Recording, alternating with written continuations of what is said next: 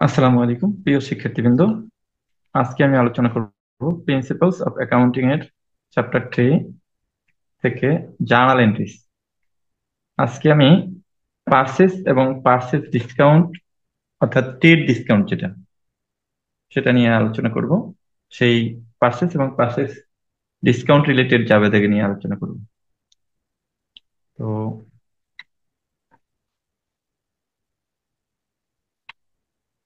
প্রথমেই এখানে একটি জার্নাল দেখছি আমরা। এখানে বলা আছে পার্সেস ইন ক্যাশ ফর টাকা 7,000। এর অর্থ হচ্ছে পারচেজ মানে ক্রয়, ইন ক্যাশ মানে নগদে ক্রয় 7,000 টাকা। তো জাবেদা করার নিয়ম অনুযায়ী আমরা এখানে দুটো পক্ষ পাই, একটা হচ্ছে পারচেজ আর একটা হচ্ছে ক্যাশ। তাহলে এই ক্ষেত্রে ক্যাশ যদি আমরা সনাতন পদ্ধতিতে নির্ণয় করি, তাহলে ক্যাশ ক্রয়ের ফলে ক্যাশ যাবে, তাহলে ক্যাশ বা সম্পত্তি আসলে ডেবিট গেলে ক্রেডিট, সেই হিসেবে ক্যাশ ক্রেডিট আর পারচেজ ডেবিট। তাহলে পারচেজ ডেবিট আর ক্যাশ ক্রেডিট। 2 নম্বর জাবেদা,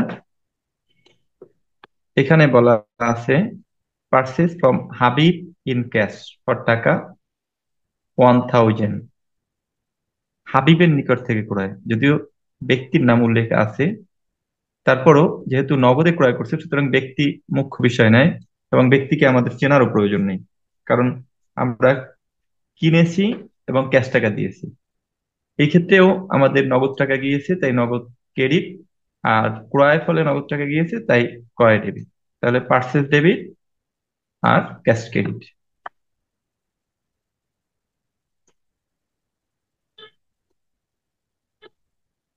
নেক্সট, এখানে বলা আছে purchase from Hasib in credit for টাকা 2,000। তো হাসিবের নিকট থেকে ক্রয়, ইন ক্রেডিট, অন অ্যাকাউন্ট, এই শব্দগুলোর অর্থ বাকিতে। সুতরাং হাসিবের নিকট থেকে বাকিতে ক্রয়। তো পারচেস করেছি, টাকার সাথে সম্পর্ক যেহেতু আমরা বাকিতে ক্রয় করছি তাহলে টাকা পরিশোধ করতে হবে। তার মানে টাকা পরিশোধ্য বা পেয়েবল, সেই হিসেবে আমরা এটাকে বলবো অ্যাকাউন্টস পেয়েবল। এবং কাকে দিতে হবে? হাসিবকে। সেই জন্য এই যে অ্যাকাউন্টস পেয়েবল বা টাকা প্রদেয়, কার প্রতি প্রদেয়? হাসিবের নিকট। সেই জন্য এটা আমরা অ্যাকাউন্টস পেয়েবল হাসিব লিখছি। এখানে পার্সেস একটা পক্ষ, অ্যাকাউন্টস পেয়েবল আর একটা পক্ষ। এখানে সবসময় আমরা এটা মনে রাখবো যে পেয়েবল বা দায় বৃদ্ধি পেলে ক্রেডিট, সেই হিসেবে দায় বৃদ্ধি পেয়েছে সেই হিসেবে ক্রেডিট। আর পার্সেস খরচ বৃদ্ধি পেলে ডেবিট হয়, পার্সেস যেহেতু খরচ সেই জন্য পার্সেস ডেবিট হয়েছে।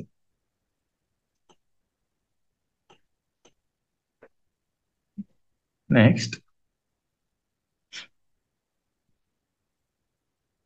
4 নম্বর entry, purchase on credit for টাকা 3,000। বাকিতে ক্রয় করা আছে, নাম দেয়া নেই। তো এটাও বাকিতে ক্রয়, তাহলে বাকিতে ক্রয় করলে আমাদের টাকা দিতে হবে। টাকা দিতে হবে মানে অ্যাকাউন্টস পেয়েবল, আর টাকা পাবো মানে অ্যাকাউন্ট রিসিভেবল। তো যেহেতু টাকা দিতে হবে সুতরাং অ্যাকাউন্টস পেয়েবল। তো পার্সেস যেহেতু খরচ, পার্সেস ডেবিট হবে, অ্যাকাউন্টস পেয়েবল ক্রেডিট হবে।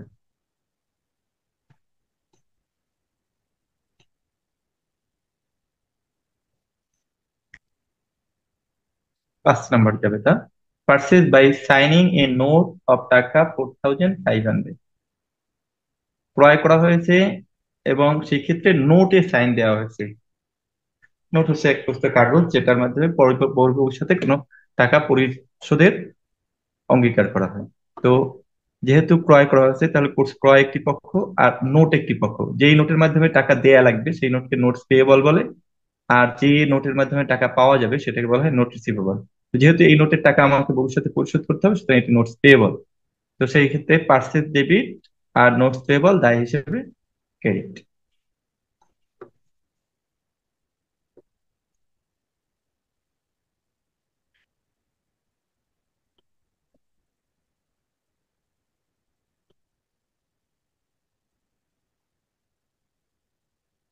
6 নম্বর জাবেদা, এখানে বলা আছে পার্সেস ফ্রম জসিম টাকা 1 8 ইন ক্যাশ, টাকা 800, অ্যান্ড 1000 অন অ্যাকাউন্ট। তাহলে এইটা হচ্ছে মিশ্র জাবেদা।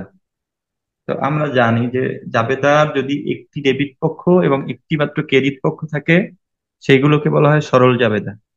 আর একটি জাবেদার যদি একটি ডেবিট পক্ষ, একাধিক ক্রেডিট পক্ষ, অথবা একটি ক্রেডিট পক্ষ একাধিক ডেবিট পক্ষ থাকে, তাহলে সেই জাবেদাকে মিশ্র জাবেদা বলা হয়। তার মানে কমপ্লেক্স জার্নাল। আর যদি একটি ডেবিট একটি ক্রেডিট থাকে, তাহলে সেটাকে বলে সিম্পল জার্নাল। তো আমরা এর আগে যে জাবেদাগুলো করেছি সবগুলোই সিম্পল জার্নাল ছিল, অর্থাৎ সরল জাবেদা। আর এটা হচ্ছে মিশ্র জাবেদা, মানে একই ডেবিট, একটা ডেবিটের বিপক্ষে দুইটা ক্রেডিট। যেমন এখানে 1800 টাকা অর্থাৎ 1800 টাকার ক্রয় করা হয়েছে, তাহলে ক্রয় পারচেজ ডেবিট 1800। কিন্তু এর বিনিময়ে আমাদের দুটো পক্ষ রয়েছে। একটা হচ্ছে ক্যাশের মাধ্যমে পরিশোধ করা হয়েছে 800 টাকা, তাহলে ক্যাশ গেলে ক্রেডিট হয়, সেই হিসেবে ক্যাশ ক্রেডিট। আর 1000 টাকা বাকি রয়েছে, তাহলে বাকি টাকা পরিশোধ করতে হবে, সেই জন্য অ্যাকাউন্টস পেয়েবল। এবং কাকে পরিশোধ করতে হবে? জসিমকে। সেই জন্য এটাকে আমরা লিখেছি অ্যাকাউন্টস পেয়েবল জসিম। তো আমি একটু বলে রাখি যে জাবেদার গড়ে সাধারণত উপরে প্রতিষ্ঠানের নাম হয়, আর তারপর লিখতে হয় জার্নাল এন্ট্রিজ। আর এইখানে কলামগুলোর নাম date, account titles and explanation. এখানে অ্যাকাউন্ট টাইটেলস গুলোর সাথে ব্যাখ্যা দিতে হয়, আমি এখানে ব্যাখ্যা দেইনি, শুধু জাবেদা করেছি।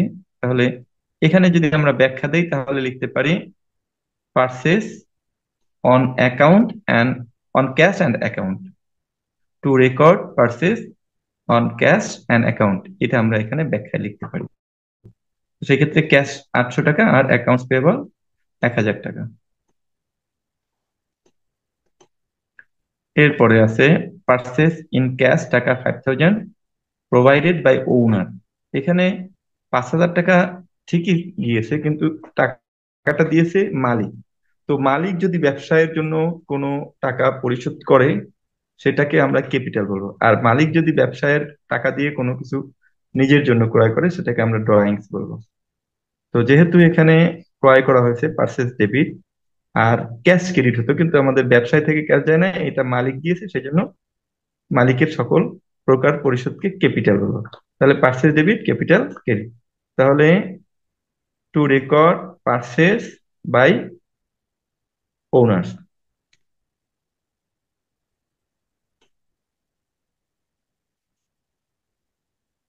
এরপরে বলা আছে মেশিনারিজ পারচেস ফর টাকা 1000 ফর সেল। আমরা জানি যদি সম্পত্তি ক্রয় করা হয়, তাহলে সেই সম্পত্তির নামে জাবেদা করা হয়। কিন্তু এখানে মনে রাখতে হবে যে যদি কোনো সম্পত্তি বিক্রির উদ্দেশ্যে ক্রয় করা হয়, সেটা পণ্য হিসেবে বিবেচিত হবে। তো পণ্য হিসেবে বিবেচিত হওয়ার কারণে এটাকে আমরা সম্পত্তির নামে না লিখে আমরা এটাকে লিখবো পার্সেস। তাহলে যেহেতু ক্যাশে ক্রয় করা হয়েছে, সুতরাং ক্যাশ ক্রেডিট আর পার্সেস ডেবিট। তাহলে purchase debit, cash credit. To record purchase of machinery for sale, এটা আমরা ব্যাখ্যায় লিখতে পারি।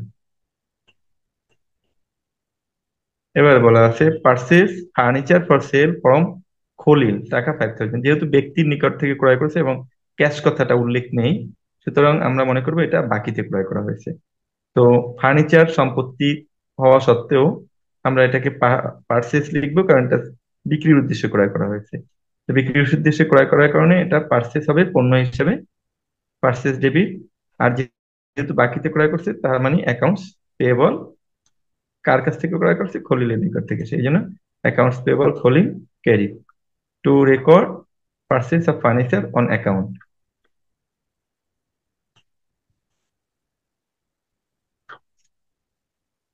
এখানে আছে পেইড টাকা 9000 ফর পারচেসিং প্রোডাক্ট অ্যামাউন্টিং টাকা 12000।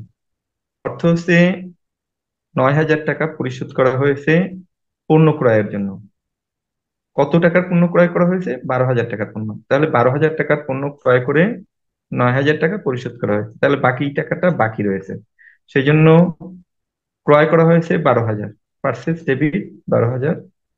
আর নগদে যেহেতু 9,000 টাকা দেওয়া হয়েছে, তাহলে ক্যাশ ক্রেডিট 9,000। আর বাকি 3,000 টাকার জন্য accounts payable credit.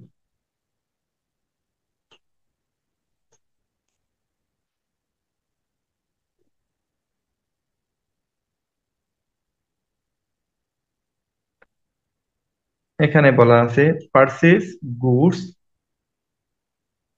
From Labib in cash amounting টাকা 5,500 অ্যান্ড রিসিভ ডিসকাউন্ট অফ টাকা 50। আমরা জানি দুই ধরনের ডিসকাউন্ট আছে।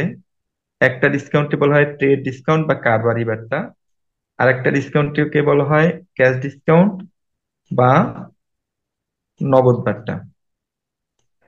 বিক্রেতা ক্রেতাকে যে ছাড় দেয় বা আর্থিক ছাড় দেয় বিক্রয়ের সময়, সেটাকে বলা হয় ট্রেড ডিসকাউন্ট বা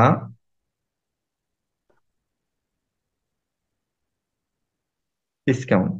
আর দেনাদার পাওনাদার দেনাদারকে যে ছাড় দেয় সেটাকে বলা হয় ক্যাশ ডিসকাউন্ট। অর্থাৎ বিষয়টা হচ্ছে যে যখন আমরা কেনা বেচা করি, জাস্ট কেনা ক্রয় বিক্রয়ের সময় যে বার্তাটা হয় সেটাকে বলা হয় ট্রেড ডিসকাউন্ট বা কারবারি বার্তা। আর আমরা যখন টাকা পরিশোধ করি, প্রথমে কিনে আনলাম হয়তো বাকিতে, পরে যখন এই বাকি টাকা পরিশোধ করতে যাই তখন যে ডিসকাউন্ট হয় সেটাকে বলা হয় ক্যাশ ডিসকাউন্ট। তো এখানে ট্রেড ডিসকাউন্ট কখনো কখনো লেনদেনের মধ্যে লিপিবদ্ধ হয় না। তার মানে 5,500 টাকার জিনিস 50 টাকা ছাড়ে ক্রয় করা হয়েছে, তার মানে 5,450 টাকায় ক্রয় করা হয়েছে। এই ডিসকাউন্ট ট্রেড ডিসকাউন্টের কোনো হিসাব হয় না, ক্যাশ ডিসকাউন্টের হিসাব আছে। সুতরাং এখানে পার্সেস হবে ডেবিট 4,500 টাকা, আর ক্যাশ হবে 5,450 টাকা, আর ক্যাশ হবে 5,450 টাকা credit. To record purchase goods on cash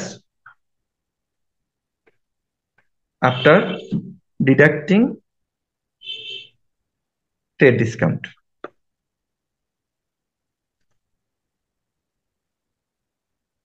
এবারে বলা আছে purchase goods from Amir amounting টাকা 2,000 ইন 10% ডিসকাউন্ট।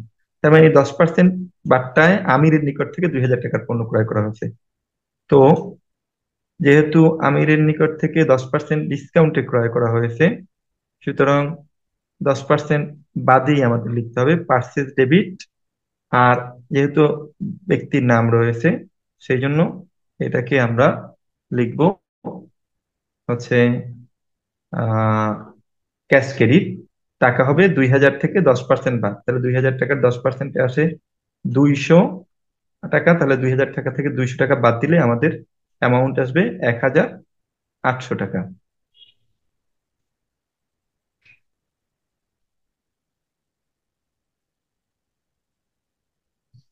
তাহলে এখানে আমাদের পার্সেস 1,800 আর অ্যাকাউন্টস পেয়েবল হবে 1,800 টাকা।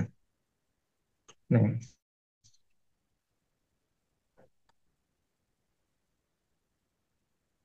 এখানে বলা আছে যে purchase goods from Babul amounting টাকা 5,000 in 10% discount and paid 60% in cash and the rest on accounts. মানে কেনার সময় 10% ডিসকাউন্টে ক্রয় করা হয়েছে, তাহলে 10% ডিসকাউন্টে ক্রয় করা হলে ক্রয় মূল্য 5,000 থেকে 10% কম, তাহলে 5,000-এর 10%-এ আসে 500 টাকা। তাহলে ক্রয় মূল্য হচ্ছে পার্সে 4,500 টাকা। এখান থেকে 60% টাকা দেয়া হয়েছে, তাহলে 4,500 60%, তাতে ক্যাশ দেওয়া হয়েছে 2,700 টাকা, আর বাকি টাকাটা বাকিতে। সুতরাং অ্যাকাউন্টস পেয়েবল 40%, মানে 1,800 টাকা। এটাকে আমরা ব্যাখ্যা লিখতে লিখতে পারি two record purchase goods in cash and account. তো এই পর্যন্তই মূলত পারচেস এবং পারচেস ডিসকাউন্ট সংক্রান্ত আমাদের জাবেদা ছিল। তো আমি আরো জাবেদা অনেকগুলো জাবেদা, অর্থাৎ আমাদের যতগুলো জাবেদা আছে তাই সেগুলোকে এরকম ভাগ ভাগ করে ছোট ছোট লেকচারে আরো আলোচনা করব। তো যারা জাবেদাগুলো পেতে চাও তারা সাবস্ক্রাইব করে পাশেই থাকো।